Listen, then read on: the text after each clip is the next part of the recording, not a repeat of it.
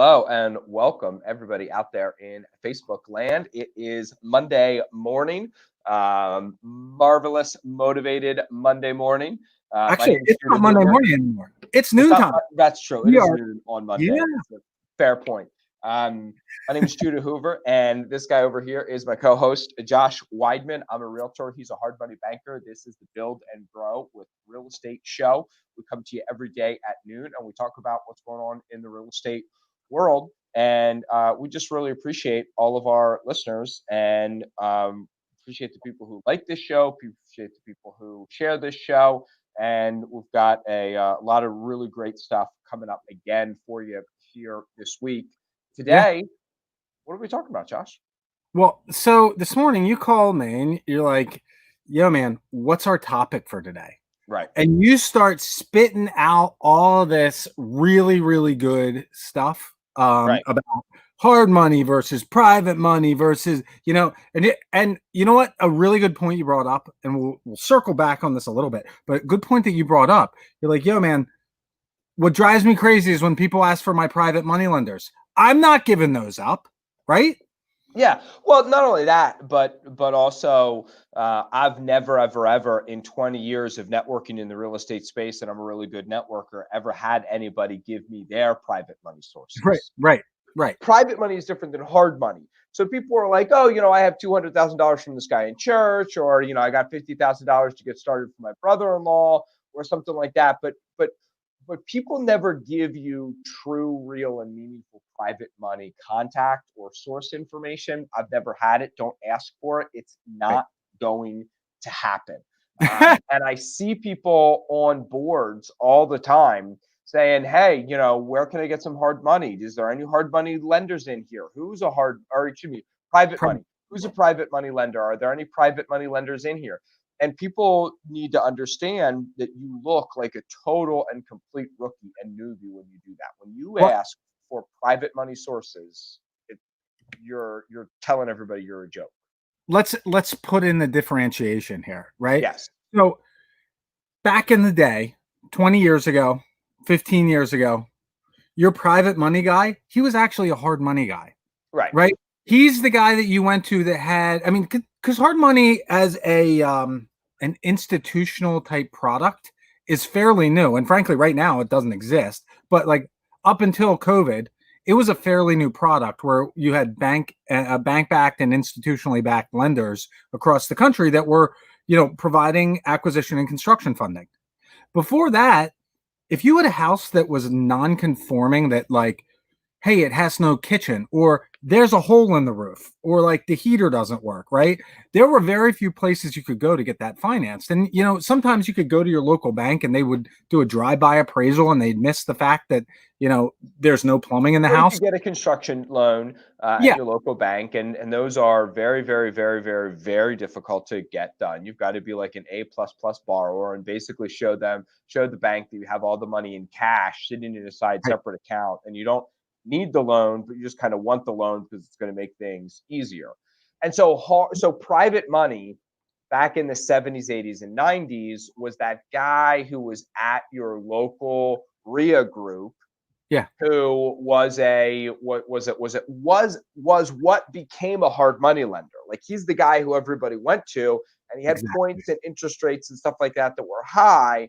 And he was, so when people in books, tapes, and seminars talk about, the way to raise private money is ask around at your local RIAs, that's just old advice. That just doesn't work anymore. And the people that they're going to send you to are the Ron Shepherds, the Frank Yangs, the Josh Weidmans of the world. You know what I mean? The guys who are hard money lenders working the local marketplace. And so there's a difference, and you need to understand it, between hard money and private money. And what makes it confusing is, in a lot of the literature and training that's out there, those terms are sometimes used interchangeably. People always mean hard money when they say hard money. I'm going to say that again. People always mean hard money when they say hard money. Right. But about 50% of the time when people say private money, they actually mean hard money. That's right. So there's times that people come to me and they're like, "Hey, I'm looking for a private money lender." And I'm like, "Oh, well, you're asking for a private money lender. Why are you doing that?" "Well, I read a blog about how you should ask, local knowledge sources like yourself who they should use for private money." I was like, "Okay, well, what they really should have said is you should ask for who they should use for hard money and call Josh or call this guy or call that guy." Right. And so one of the major differences here is this. When you hear private money now, what most people are thinking is like, oh, 6 or 8% interest, no points, 100% financing, extra cash and no payments until you sell the property, right? That was not the case in the 70s, 80s, and 90s. It was more, hard money lenders at that time, when hard money bankers started in 2007, we were at 5 points origination, 15% interest, and that was the lowest in the industry. Right. Like that was the baseline, Now things have changed a little bit, and the rates and terms are a little bit different, but it's not the same as having somebody that's like, oh yeah, I'd love to get an 8% return instead of having my money make 3% in a mutual fund, or Right. 0.5% in a mutual fund. So anyway, today what we're going to talk about is how to fix and flip a property with none of your own cash, right? Maybe it is, oh yeah, thank you, Chuda. You beat me to the punch. How to fix and flip with none of your own money. A lot of times this means financing for your first deal. These factors are going to be really important. What we're going to share today is really important, whether it is your first deal and you just don't have the cash, you don't have a big pile of money sitting in your safe, or if you just want to stay liquid, because staying liquid is a big deal. I mean, I have a friend who he used to flip about 25 properties a year, and he stopped flipping houses because his weekly expenses were $40,000 between his construction crews and finance costs and everything else, and he made a lot of money. But he's like, look, man, I made over $1 million last year, and I have no cash. Like, right. That's a bad situation to be in, right? Right. So yeah. So I would say there's a number of reasons why you would want to do a deal with no money. Either you don't have any of your own money, or you are looking to the other big reason is you're doing a deal or two, and you're looking to add that third deal a that's right. quarter, third deal a month, third deal a week, whatever it is. You know what I mean? You've got the cash and the wherewithal to do some, but in order to grow, you need to use leverage. And so that's what we're going to talk about is how to use that leverage. Exactly. So we're going to start with the assumption that you have no cash. Okay, we're going to start from that point. And just because you have no cash doesn't mean you don't have anything to offer, that you're not bringing anything to the table, and that's a big starting point. The first thing that you got to look at if you're looking to flip a house is what kind of skills and background and attributes and really financial resources can you bring to the table, even though you don't have maybe a real big bank account. What's up, Taz? Right, and you've got to know what you can bring to the deal. Yeah. By the way, hey Taz, Jeff, Bayshore, and our Scott, thanks for the likes and the loves and everything like that. Appreciate that. Everybody else, as you're coming in here, feel free to say hi and give us a like. So there's three. My buddy Craig Fuhrer out of Baltimore said it best. I'm pretty sure it was Craig Fuhrer. Might have been Michael Novak. Shoot, it was one of those two Baltimore guys. There's two Baltimore dudes that I've just learned a whole lot from. Anyway, there's three parts to any deal. There's finding the deal, getting the work done, and the money. And the work is sometimes the construction work, or sometimes just putting it together or renting it out or whatever. But usually there's something that you have to do to take it from where it is to actually a deal. So the act of finding a deal, negotiating the deal, getting the deal under contract. I mean, all these things can be broken down into like sub things, but there's three basic components of every deal, and you've got to bring one of them. You've either got to be able to get the construction done or know how to get the construction done, bring the money or know how to raise the money, or you've got to be out there and be an expert at finding deals. You've got to do one of those things. There we go. All right. So what are you bringing to the table? What kind of skills do you have? Like, are you a good negotiator? Have you have a big sales background? Maybe you're a contractor. or like a construction manager. Some of my best clients have been construction managers that they know what the process of putting a construction project together. They know what the pieces are and they know how to manage it. They just don't have the capital, right? That's a big part. Can you swing a hammer? Like, can you do the work yourself? That's going to save you some money. That's a big attribute to bring to the table. What kind of background do you have? Jobs and experiences that have prepared you to do this, right? And then what? Your education, background, stuff like that. Personal traits. Like, okay, if you're somebody that doesn't want to leave the house, you're introverted, you have no cash, you don't know how to find deals, you are not motivated. Like, if bowling. you have, you should take up bowling. That's what you should do. Real estate's not for you. If you haven't renewed your car registration in 3 years, like right. that's because you just haven't sent in the paperwork. Right. This isn't for you. But if you're hardworking and like you're up at, doggone it, Judah just yelled at me because I'm smacking my hands together. I'm a clapper. I can't help it. I'm a clapper. If you're hardworking, you're up at 4:30 every morning. You're working your hands to the bone every day, and you know that you can continue to do that. You're determined to get it done, and you'll do whatever it takes. Like, there's a place for you. You know what I mean? There's a way for you to get it done. And then financial resources. Like, people talk about credit cards and all that, lines of credit and on your house and all that stuff. But there are other sources that you can go to. If you have okay credit, you can go to Home Depot or Lowe's and you can get a credit card for $5,000 like in a second, especially if you do it through an LLC. Like, that's like their minimum baseline, $5,000. That can take you a long way, especially if you're doing some of the work there, right? Okay. Right. Next, we go into finding a great deal. This is so important. It's probably the most important thing that I could say today. I don't know about you, Judah, but like, if you want, especially if it's your first deal, it's so important to make sure it's a great deal because you're going to have expenses that you don't expect. Like, it's very uncommon for me to see somebody put together a pro forma on a property that includes interest and origination fees and finance costs and all that stuff. You're going to have downtime and unexpected expenses, especially if you're new.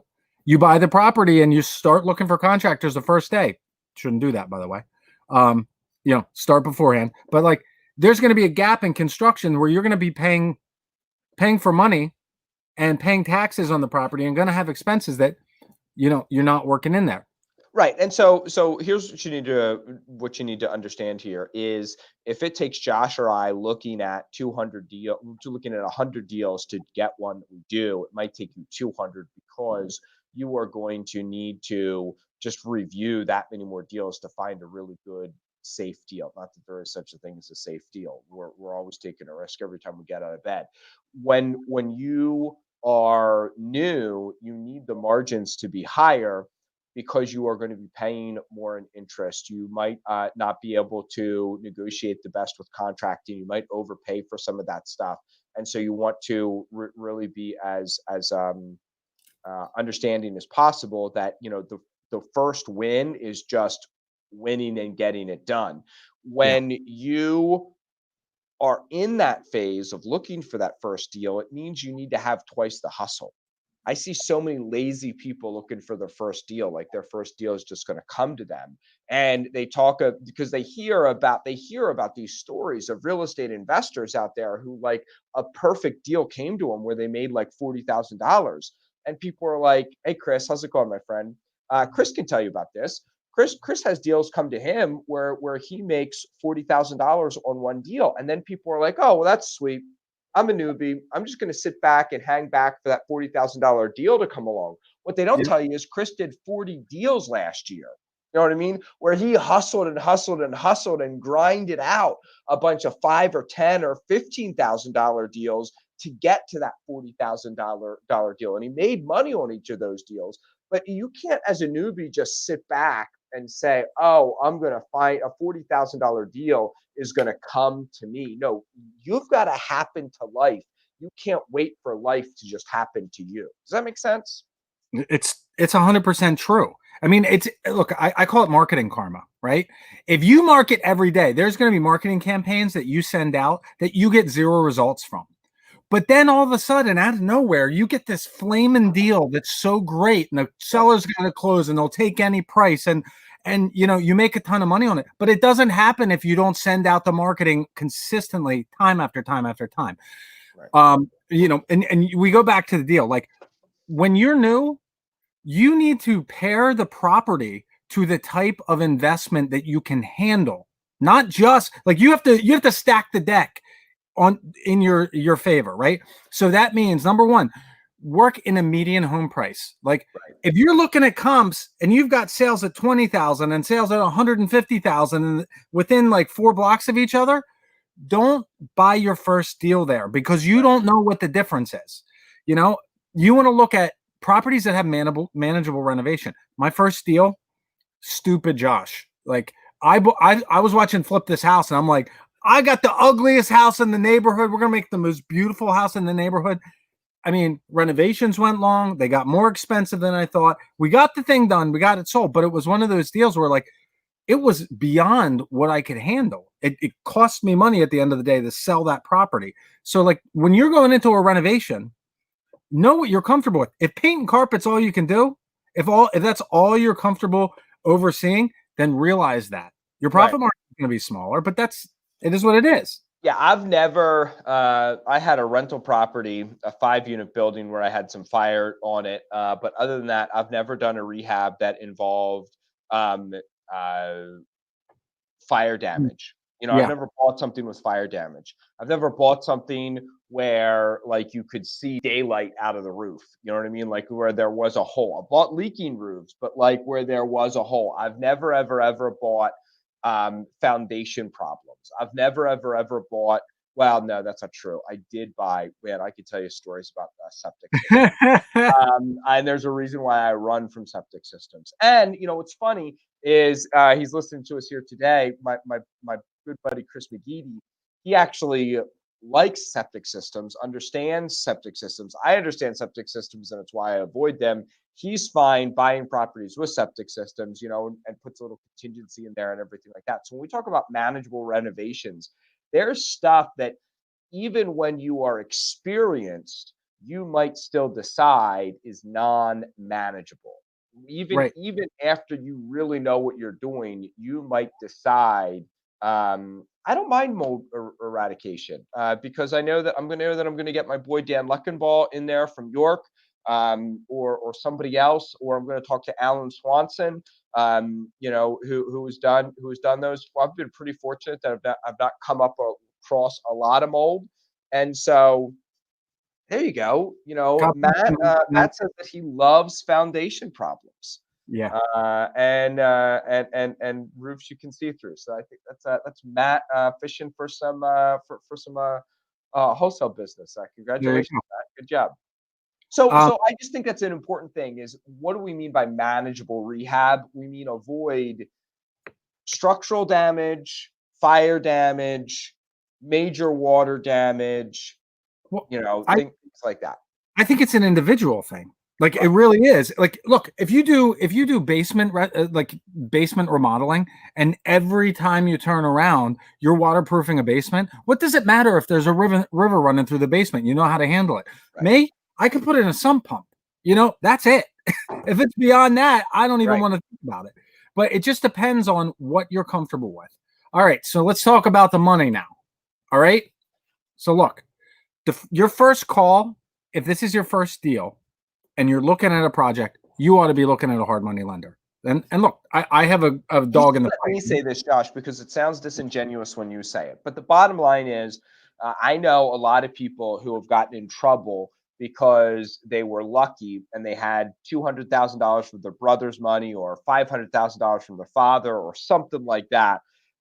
Or they had a big high paying job and they went into real estate with this cash that they had. And what they ended up doing was losing their $200,000 of their brother's money. And they also can't go to Thanksgiving dinner anymore. So when you use a hard money lender, it's going to be a second source of eyes who are going to look at that deal and tell you whether it really is a deal or not. So you're going to be able to get more money. Like Josh knows what's realistic because Josh knows what's out there. Josh knows who who the players are in the field.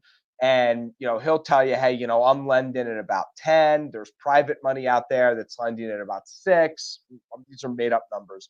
And he can tell you what's going on. So as you work with Josh as your hard money lender, and then you slowly transition to private money lenders, how you should kind of present them and put that together. But if you get a chunk of money from your brother, you've got two problems. What note do I use? What mortgage do I use? What fail safes do I put into place here to protect him and to protect me? And also, how do I negotiate with this contractor, and what timeline do I put together, and everything like that? So I think having a partner, which is what a hard money lender is, and actually, a partner takes about 50% of the profit. If you look at the numbers, a hard money lender, all in all, is going to take about 25 to 30% of the profit of that deal. If you were to add it up, it's less than that. The profits from the deal. Okay. I'm not saying that you have a 30% interest rate. I'm saying that, whatever the profit is on the deal, if you compare that to what, the profit would have been if you would have just gotten a check from your brother-in-law and split the profits, you're always better off using a private money lender. Well, 100%. There's a couple points I wanted to touch on here. So, look, it's pretty straightforward. Hard money lenders, they have the cash. That's great. But they can also move a lot faster than a bank will move. Even if you've got your brother-in-law needs to sleep on it. Your brother-in-law needs to talk to his wife. Your brother-in-law needs to pray about it. And I'm a go to church every Sunday kind of Christian. I don't say that, more than half derisively. People have all these different boxes that they need to check if they're not used to lending private money. They want their attorney to look at it, and they want your attorney to look at the mortgage note and everything like that. Whereas Josh is just ready to go. Well, and now beyond that, we talked about oversight a little bit, but there's two areas that hard money lenders are going to bring up when they're evaluating a property that you are probably going to overestimate and underestimate respectively. The first one is the ARV. Almost every single time that I look at a property, I'm anticipating a lower ARV than what I'm getting from a potential borrower. Right. And the main reason for that is flippers are optimistic. They look at the market and there's one house that sold for, $460, everything else is at $390, and they're like, "Oh, I'm going to get $475." And I've been there. I've done it myself. I get it. That's the first thing. The second thing is the problems that can occur. People have problems at the same points in every single project. And some problems are going to be very, very difficult for a beginner to overcome. If you've got somebody walking in with very little construction experience and it's a very big project, this is what we just talked about this. This is where deals fall apart and you go from profitable to a loss really quickly. So having somebody looking over your shoulder and bringing those questions up, maybe it's not even, hey, don't do this deal. It's like, look, if you think the exit price is $450 and I'm willing to lend you $100,000 on the project, you're like, well, why? Why is it so little? Well, look, I think that you're going to fail here or here. This is what I see. And you might not agree with the lender, but you know what? At least it gives you the feedback. And the last part here is the experience of going through the loan, because every lender is a little bit different. Your primary, the bank that you use to fund your primary residence, they needed all kinds of paperwork. You go to a hard money lender, they're going to need paperwork, but it's going to be a totally different kind. It's like, oh, I want to see what assets you have. I want to see what what your construction budget looks like and your timelines for everything. Like, these might be things that you haven't even considered. I talk to people every day that, they'll tell me, okay, my budget's $40,000 to renovate this house. I'm like, okay, can I see your scope of work? Well, there's no scope of work. How can you have a budget if you don't know what you're going to do there? I got this. I got it written down on a piece of notebook paper, Josh. I got it all written down, and then at the bottom is $40,000. But what? That's better than nothing. Like that works. In some cases that works, but there's other things along the process that, like, somebody asks for a certain document, you're like, well, why? The why is really important because it provides insight, and maybe on this flip, you got to consider that why for yourself as you go forward. All right. Here's Steve makes my point in 2 sentences what it took me 5 minutes, and I didn't even say as good. So build your skills with your hard money lender before considering private money. Exactly. Use your private money after you have your before and after photos built up, after you've got, a couple war stories, after your brother-in-law can say, well, what can go wrong? Well, let me tell you what can go wrong. Here's what happened. Here's what went wrong on my last 3 flips, and here's what I did differently, and here's why it didn't happen on the next 3 flips. People like when you can point out what the problem is, and that you already know what the problem is, and how you mitigate it. There you go. All right, so I'm gonna propose hard money and private money. So literally, because most hard money lenders right now in this climate, even though the real estate market is hot, most hard money lenders, they're looking at a deal and they're going to lend you something on almost every project, but it's probably not going to be what 100%. They're not lending 100% of purchase price. They're not lending 100% of rehab. Exactly. You're going to have to have some skin in the game. So having small chunks of capital is very important from either your money or other private money sources. So this can be secured borrowed funds, like from a line of credit on your own personal residence. You can take loans from 401ks. You can do a number of different ways of coming up with this money that you need to actually get these rehabs done. Well, that's exactly right. And there's a lot more people out there that have $5,000 to $100,000 that they would be willing to invest with you than you think. And 100,000, that's a big chunk. But 5 or 10 or 15 or 20,000, there's plenty of people that will be willing to take a risk on you if you make it worth their while, and if they already have a relationship with you. So I mean, that's a big deal. Additionally, when you're talking about small amounts of capital, look, it wouldn't be the first time that somebody failed on a project, right? It wouldn't be. If you lose $5,000 on a deal, and you've got to go back to your uncle or your cousin or your doctor and be like, look, I lost money on this deal. I'll pay you back, and here's how, on $5,000. That's a lot less daunting than if it's $400,000. Right. And it's a lot more affordable. So you talk to your friends and family members about investing. You are gonna, use their capital to bridge that difference. What's Ken saying? He's got private money, 25% purchase price, hard money 7. There we go. Exactly. Plus your repairs. This is a good number. And then, you're looking at different rates on private money also, where you might be looking at 10 to 15% on hard money. You're probably looking at like 6 to 10% to make it worth somebody's while to invest with you. Is that a fair enough number? Yep. Yeah. And Ken, you're exactly right. You can avoid using any of your own money.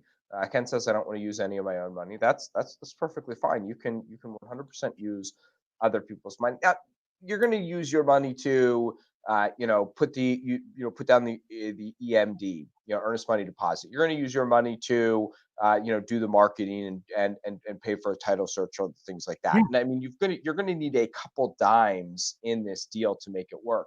And I also want to point out another comment. We're getting a lot of really good not user comments, but listener comments here today. We really appreciate that. So Steve says, so fix and flip if you have no money is not as prevalent as you often hear in the new investor space. Yeah, I think that a lot of people make it sound much easier than it is to get started in real estate investing. I had an attorney once who told me, no, it's very easy to invest in real estate. And I was like, and this guy's one of those like deadpan attorneys, you know what I mean? And so he's like making me a little nervous. He's like, Judah, no, it's very easy to invest in real estate. I was like, Steve, I'm not okay. I'm not sure what it is you're saying. He's like, profitably investing in real estate is very difficult. Right. It's very easy to invest in real estate. That's exactly right.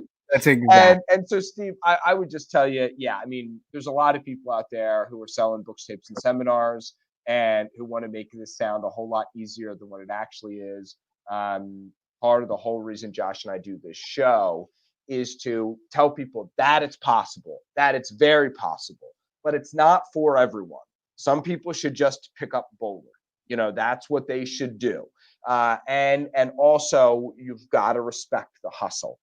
It takes aggressive work, effort, and energy in order to make this happen. That's right. There are people who get lucky. Um, I've never been one of them, and I think that you've just got to be prepared to work hard to make this happen. That's right. All right. Last but not least, make sure your numbers are right. Right? Incorporate all of the expenses. And when you think you have them all written down, show them to somebody that has done this a couple times. So they Right. look at it and they're like, yeah, you forgot about this, this, and this. Now you put that in. And the biggest part of the deal, on your first deal, you better make sure you have a big buffer. Right. I'm not talking So about if you think it's going to be, use your after repair value. I mean, when people call me all the time and they're like, "Hey, Judah, I think this house is going to be worth, 140 to 160." Great, I'm using 140. You know what I mean? If they're like, "I think it's going to be 140 to 160," great. 140 is what I'll use to, I just like mentally. I don't even necessarily say that out loud. Like I'm just putting 140 in for the numbers. Yeah. When you're talking about construction costs, if it's going to be 25 to 35, use 35. And Make then sure that you also know your timeline. I mean, 2 to 3 times longer might be a little bit aggressive there for Josh's bullet point, but if you think it's going to be 3 weeks, it could be 4 weeks. You Judah. know, Well, this is the biggest point here, right? Like I know I'm not trying to cut you off here, but this is what I'm thinking about 2 to 3 times as long. The first time you're doing a project, you have no concept of how long something takes. That's what I'm trying to say. You say, "Oh, demo the house. How long can that take? It's going to take 2 days." Yeah, that's the hard part. Like that's the easy part. That's the no skill part. right, And then it's like, "Oh, well, I demoed the whole house out in 2 days. I should be able to put all new baseboards and trim in the place in like a day." When you realize that's when you want the extra time. You need a week. right. You need a week and a half to do that well. So just keep that in mind. The biggest thing is to get started right away. Yeah. If you close on a property on Monday and then you like go out to celebrate, and you're like hanging out and you're like, okay, I'm done work for the day. And then, on Tuesday, you kind of get busy with the rest of your real life, because you kind of took off Monday to close on that real estate deal. And then on Wednesday, you like start calling demo companies and you're like, what do you mean? Like you can't get out until Monday or Tuesday or Wednesday potentially of next week, even just to give me a quote. Right. Now, like what should have happened is you closed at noon on Monday, and the demo guys were showing up at 3 to get at least half a day's worth of work in, or something like that. Or you're walking the property with the foreman on Monday night, so he knows where he's getting started at 6 a.m. on Tuesday morning without you even have to do anything with it. So that's our content for today. Josh and I are going to be hosting Brian Lochner from Note School. We're going to go to noteschool.com, BGRES, build and grow with real estate. Note School is going to teach you about not only how to buy and sell private notes, but it's also going to teach you how to evaluate private notes and other creative finance deals, and how to get real estate deals done in new and creative ways that you might not have thought about before. Right now, a whole lot of people are paying cash and only paying cash, and they're only buying at steep discounts. And if a deal comes across their marketing channel and it doesn't work for a 60% lowball offer and paying all cash and closing in 2 weeks, they don't know what to do. And there's not a whole lot of those deals out there right now. So attending this Note School seminar will be a great way to learn more ways of doing deals. It's going to be 9 a.m. to 3:30 p.m. Yeah, it's going to be jam packed full of That's right. content. And here's the best thing, Josh. What's the price? Oh yeah. If you go and work with somebody else and you just go through Note School, it's a couple bucks. But Right. through Build and Grow with Real Estate, Zero. zero. Yeah. $0 with us. So only if you use that promo code, only if you use noteschool.com, BGRES, check it out. And we're looking forward to a week worth of great content. Everybody, Josh is that's money on the line. Josh, all right, gotta go. See ya.